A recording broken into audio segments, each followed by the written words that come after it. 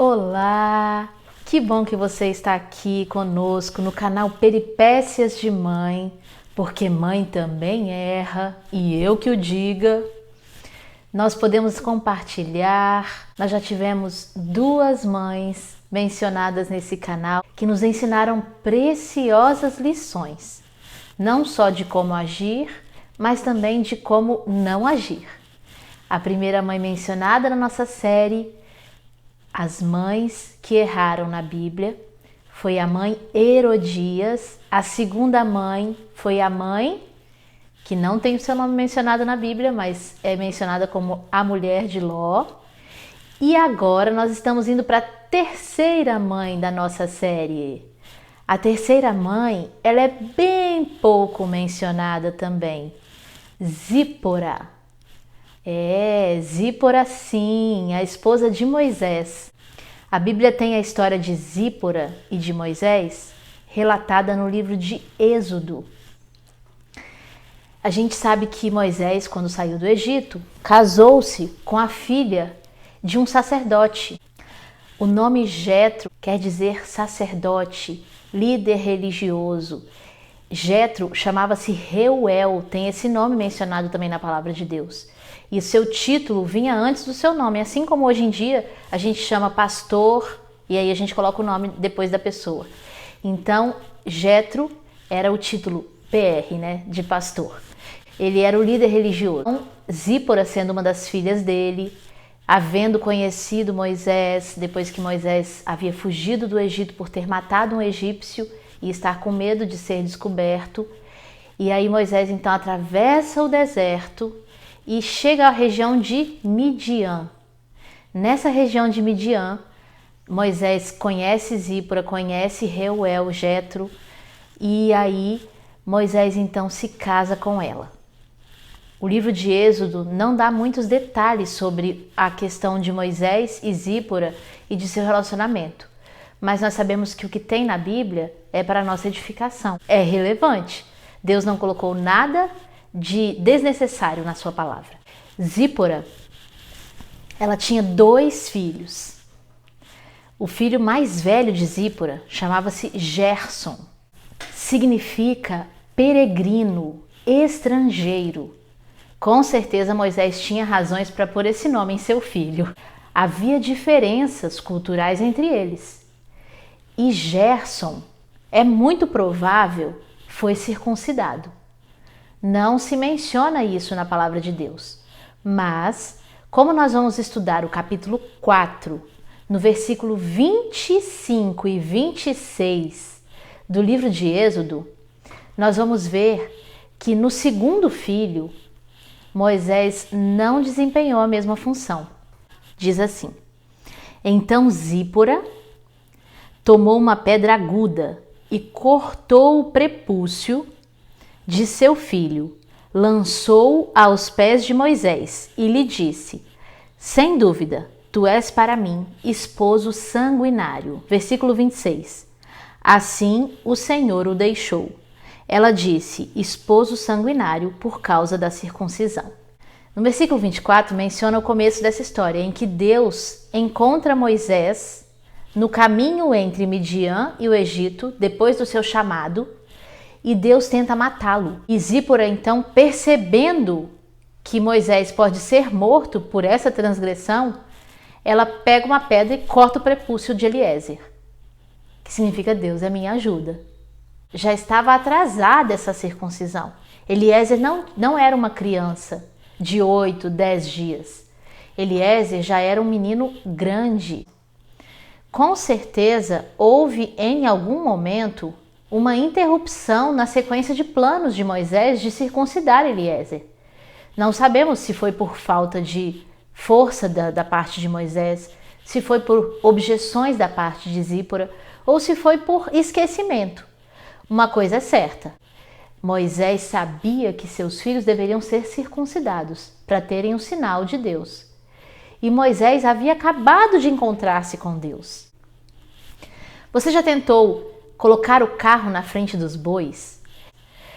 Exemplo, você está casado e você quer ter as bênçãos de Deus na sua vida, tanto a vida sexual, quanto a vida emocional, a vida financeira, e você tem orado a Deus por essas bênçãos, e você tem lido a palavra de Deus, mas você em muitos momentos esquece que existem regras na própria palavra de Deus, que são básicas para que as bênçãos lhe aconteçam. Modos de agir, modos de não agir num casamento. E Moisés, ele estava indo rumo ao alvo, mas ele esqueceu do básico. E Deus o encontrou então no caminho, e no versículo 24 de Êxodo 4 diz que Deus ia matá-lo. Ali então Zípora toma uma providência porque ela sabia. Se ela não soubesse, se ela tivesse esquecido, ela não lembraria tão rápido naquele momento. Ela já estava com isso ali, dentro do coraçãozinho dela, remoendo. Faço ou não faço, permito ou não permito que se faça essa circuncisão no seu filho Eliezer. E na hora que ela termina de fazer, ela então fala uma frase forte para o marido. Chama o marido de esposo sanguinário. É claro que Zípora não estava de acordo com aquele costume. Porque se ela estivesse de acordo, ela não teria chamado o marido dessa maneira. E o versículo 26 diz que foi por causa da circuncisão que ela o chamou de sanguinário. Como é comum no meu coração eu perceber que o que Deus pede para eu obedecer, eu fico tentando achar formas de não obedecer. E como eu vejo isso nos meus filhos. Você pede para um filho ir para o chuveiro e ele claramente lhe diz, mas você me pediu para arrumar o guarda-roupas. E aquele momento de arrumar o guarda-roupas já havia passado. Ou então você pede para um filho vir almoçar e ele diz, mas agora eu estou fazendo a tarefa. Algo bom, tentando substituir o que é mais importante, prioridade. E aí a desculpa que é usada é de que também é obediência fazer aquela outra coisa. Então Moisés estava obedecendo, seguindo o que Deus havia lhe pedido, indo para o Egito com sua família, sem ter feito o básico, que Deus já havia lhe pedido muito antes, que era cumprir o sinal da aliança, que era circuncidar os seus filhos. Embora o pai de Zípora fosse um sacerdote, ele tinha também algumas informações sobre Deus, mas não todas. Ele não era um judeu, ele era um midianita, mas era um midianita que adorava ao Deus do céu. Ele era sacerdote do Deus do céu, ele não era sacerdote de outros deuses. Então Zípora tinha sim alguma informação, mas não toda a informação que Moisés tinha. Embora estivesse a contragosto ali fazendo aquela circuncisão. Você se sente de que maneira quando a gente pensa na nossa maternidade em relação às ordens de Deus, às regras que Deus nos deu e o quanto nós queremos melindrá-las, o quanto nós queremos circular aquele assunto, enrolar, procrastinar, até que nós possamos entender, não, é isso mesmo, eu preciso obedecer. É ou não é assim? A gente adia, e infelizmente, esse problema não é só meu. Há uma história que ilustra bem esse fato. Era o momento do enforcamento de um jovem que havia sido condenado por seus atos, por seus crimes. Este jovem seria enforcado em praça pública. Todos veriam aquela situação. Havia ali muita gente. E o carrasco perguntou se ele tinha um último desejo de falar algo, de contemplar alguém, falar algo para alguém. E esse rapaz, ele chamou então a sua mãe. E a sua mãe foi até a plataforma, ali onde ele estava, e ele seria enforcado. E ele então, chegando bem pertinho de sua mãe, essa história é bem triste, ele morde sua orelha. Ele pede para ela chegar mais perto e morde sua orelha. E aí ele diz para sua mãe, essa marca vai ficar para você se lembrar que você não me educou. Que você nunca me corrigiu quando eu comecei a roubar. Que você nunca me perguntou de onde eram aqueles objetos que chegavam na nossa casa. Todas as vezes em que havia alguém me chamando a atenção, você me protegia. Eu não tinha pai, mas muitas vezes homens piedosos tentaram me chamar a atenção, Tentaram me advertir, tentaram abrir os teus olhos, e você acoitava os meus erros.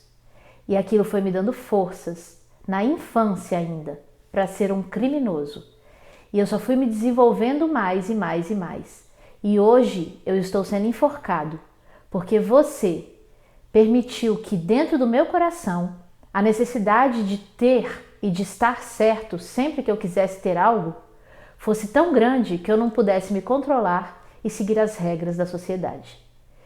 Aquela mãe então chorando, sentindo dor na sua orelha, saiu dali e foi para casa. Essa ilustração eu ouvi quando era criança ainda. E aquilo me marcou muito tristemente. E eu fiquei imaginando que tristeza um filho virar para uma mãe e dizer isso. Eu não quero sentir uma tristeza dessas. Eu pensava isso ainda bem adolescente, quando eu já era mais velha um pouco, de que eu nem queria ter filhos, eu pensava. Porque se eu tivesse filhos, eu teria que cuidar deles, educá-los, e isso era muito para mim. E depois de passar por aquelas fases todas, eu me casei, e aí Deus então foi me mostrando que o problema todo sou eu. As minhas impressões, as minhas atitudes, se eu deixar nas mãos dele, ele resolve o meu problema. Embora eu continue errando, eu continue pecando, eu continue caindo, Deus, ele pode me ajudar. Se eu admitir que eu não consigo. E eu admito. Todos os dias eu admito, Senhor, eu não consigo, me ajuda, porque eu não consigo. É muito difícil para nós que somos mães, temos em nossas mãos uma responsabilidade tão grande, porque nós sabemos que nossas mãos são mãos furadas. Não dá para a gente segurar tanta responsabilidade. Nós não temos de onde tirar mecanismos de defesa, de ação, para fazer o trabalho que nos é dado. De onde nós vamos tirar então? Da palavra de Deus, do Espírito Santo, da natureza, de todas as formas que Deus se revela a nós. De onde uma mãe pode tirar forças? De onde uma mãe que quer fazer o que é certo, mas que não consegue fazê-lo, consegue tirar forças para vencer a si mesma? A palavra de Deus diz de onde nós vamos tirar forças. Quem é que vai nos fortalecer? Quem é o nosso refúgio e fortaleza? Em Salmo 46:1 diz: Deus, Ele vai nos fortalecer. Ele vai nos dar mecanismos para educar os nossos filhos. Nós não vamos fazer um trabalho perfeito. Todo mundo que tem pai e mãe, ou alguém que o criou, tem traumas. Mas nós podemos fazer com que a vida dos nossos filhos seja uma vida de entrega a Deus. Que nós possamos entregar a nossa vida a Deus. E que se nós, como mães, mostrarmos a eles que somos dependentes, frágeis e erradas como somos dependentes de Deus. E eles percebam a cada dia que eles também precisam de Deus. Porque não é só você, mãe, que erra, não sou só eu que erro. Os nossos filhos também erram. E à medida que eles veem que nós aceitamos que somos pessoas falhas, errôneas, e que pedimos a Deus ajuda, eles vão aprender o caminho quando eles errarem e reconhecerem isso, para pedir a mesma ajuda em Deus. Que você e eu possamos ser essa mãe. Mães que erram, mas mães que entregam seus erros para Deus. Mães que entregam sua vida, o volante dela, a direção dela nas mãos de Deus. Esse é o meu desejo para nós e para os nossos filhos. Que nós possamos todos os dias nos lembrar que o erro de Zípora foi não ter seguido um princípio, uma regra, um sinal que havia entre Deus e a linhagem de Abraão naquele momento. E você e eu, temos seguido os sinais, os princípios, as regras que Deus nos deu? Com dificuldades, caindo e levantando, tentando fazer o nosso melhor? Será que nós estamos? Se nós estivermos, nossos filhos, tortos como são, aprenderão que uma mãe e um pai lhes ensinaram. É Deus quem nos dá força. Ele é o nosso refúgio. Ele nos fortalecerá, nos perdoará e levantará cada vez que nós cairmos. Esse é o meu desejo para o meu coração e para o seu. Um beijo e um abraço.